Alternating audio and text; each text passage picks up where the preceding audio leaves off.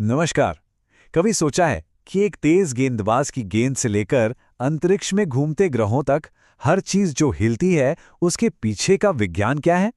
आज हम गति यानी मोशन के इन्हीं बेसिक कॉन्सेप्ट्स को बिल्कुल आसान भाषा में समझेंगे। तो चलिए शुरू करते हैं। अब सबसे पहले एक सवाल, क्या आप इस वक्त अभी हिल रहे हैं? आप सोच रहे होंगे, नहीं मैं तो आराम से बैठा हूं। लेकिन क्या ये सच है? चलिए पता लगाते हैं। तो इसका जवाब है हाँ, आप बिल्कुल हिल रहे हैं। भले ही हम सब शांत बैठे हों, हमारी पृथ्वी सूर्य के चारों ओर लगभग 30,000 मीटर प्रति सेकंड की जबरदस्त रफ्तार से घूम रही है। और यहीं से एक बहुत जरूरी बात सामने आती है। गति यानी मोशन हमेशा रिलेटिव होता है। मतलब ये इस बात पे निर्भर करता है कि आप उसे कहाँ से देख रहे हैं। ठीक है, तो मोशन को समझने के लिए हमें सबसे पहले दो बड़े जरूरी शब्दों का फर्क समझना होगा। एक है दूरी और दूसरा है विस्थापन। ये दोनों ही इस सवाल का जवाब देते हैं कि कोई चीज कितनी दूर चली, लेकिन इनके जवाब देने का तरीका बहुत अलग है। तो सबसे पहले बात करते हैं दूरी की। ये बहुत सीधा साधा कॉन्सेप्ट है। दूरी का मतलब है आपने कुल कितना रास्ता तय किया। इसे अपनी कार के ओडोमीटर की तरह समझिए। वो हर मीटर को गिनता है, चाहे आप सीधे जाएं, उल्टे जाएं या गोल गोल घूमें। और फिर आता है विस्थापन। अब यहां कहानी थोड़ी इंटरेस्टिंग हो जाती है। विस्थापन को इस बात से कोई मतलब नहीं कि आप किन किन गलियों से घूम कर आए।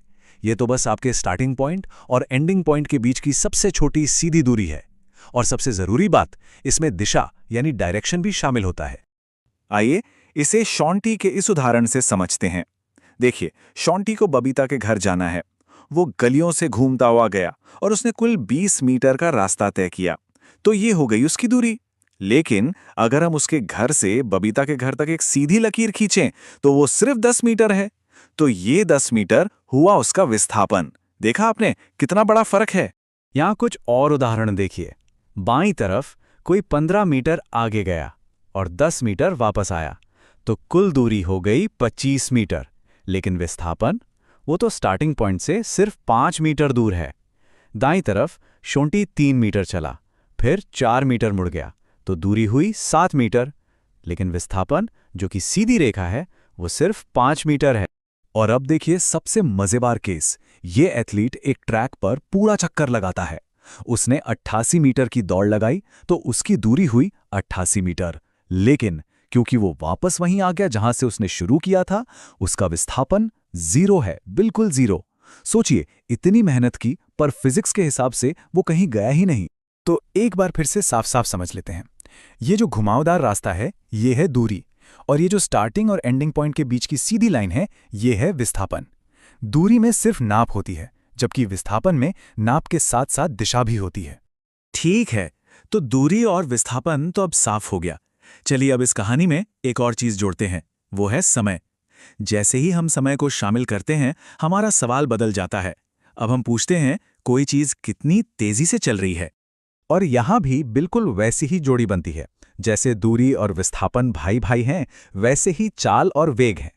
चाल निकलती है दूरी से, यानी दूरी को समय से भाग देने पर। और वेग निकलता है विस्थापन से, यानी विस्थापन को समय से भाग देने पर। कितना सिंपल है। और क्योंकि वेग विस्थापन से जुड़ा है, तो इसमें भी दिशा का बड़ा रोल होता है। इसलिए दाईं ओर जाती हुई कार का वेग हम +5 मीटर पर सेकंड कह सकते हैं। लेकिन अगर वही कार बाईं ओर जा रही है, तो उसका वेग -3 मीटर पर सेकंड होगा। चाल यानी स्पीड, वो हमेशा पॉजिटिव ही रहती है। उसे दिशा से कोई मतलब नहीं। तो अब एक छोटा सा सवाल, याद है ना कि एक गोल चक्कर लगाने पर विस्थापन का क्या हुआ था? तो जरा सोचिए, अगर विस्थापन 0 है तो वेग का क्या होगा? और ये रहा जवाब। शॉन्टी ए से बी तक गया और वापस ए पर आ गया। उसने 8 मीटर की दूरी 8 सेकंड में तय की, तो उसकी औसत चाल हुई 1 मीटर प्रति सेकंड। लेकिन क्योंकि वो वापस अपनी जगह पर आ गया, उसका कुल विस्थापन हुआ 0। और 0 को आप किसी भी चीज से भाग दें, जवाब तो 0 ही आएगा। तो उसकी औसत वेग 0 है। बहुत बढ़िया, हमने समझ लिया कि कोई चीज कहां है और कितनी तेजी से जा रही है। अब इस पहेली का आखिरी टुकड़ा, क्या उसकी गति बदल रही है? और यहीं पर एंट्री होती है त्वरण यानी एक्सेलरेशन की। सीधे शब्दों में त्वरण ये बताता है कि किसी चीज का वेग कितनी तेजी से बदल रहा है। इस कार को देखिए, इसकी स्पीड 10 मीटर पर सेकंड से बढ़कर 30 मीटर पर सेकंड हो गई सिर्फ 2 सेकंड में। तो वेग में बदलाव हुआ 20 मीटर पर सेकंड का। इसे जब हम 2 सेकंड से भाग देते हैं तो हमें 10 मीटर प्रति सेकंड स्क्वायर का त्वरण मिलता है। और हाँ, एक बहुत बड़ी गलतफहमी दूर करना जरूरी है।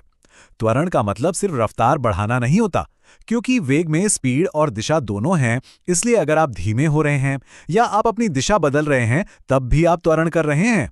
ये एक बेहतरीन उदाहरण है। जब शॉन्टी ब्रेक लगाता है तो उसका वेग 8 मीटर पर सेकंड से कम होकर 0 हो जाता है।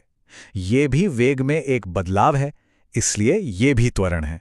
बस ये नेगेटिव त्वरण है, जिसे हम अक्सर मंदन या डिसेलरेशन भी कहते हैं।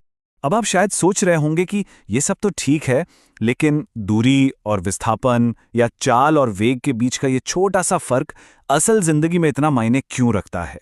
तो भाई, ये आपके अंदाजे से कहीं ज्यादा मायने रखता है। अगली बार जब आप अपने फोन पर मैप्स इस्तेमाल करें तो याद रखिएगा कि वो आपके पहुंचने का सही समय बताने के लिए सिर्फ आपकी चाल नहीं, बल्कि आपके वेग का इस्तेमाल कर रहा है, मतलब आपकी दिशा का भी।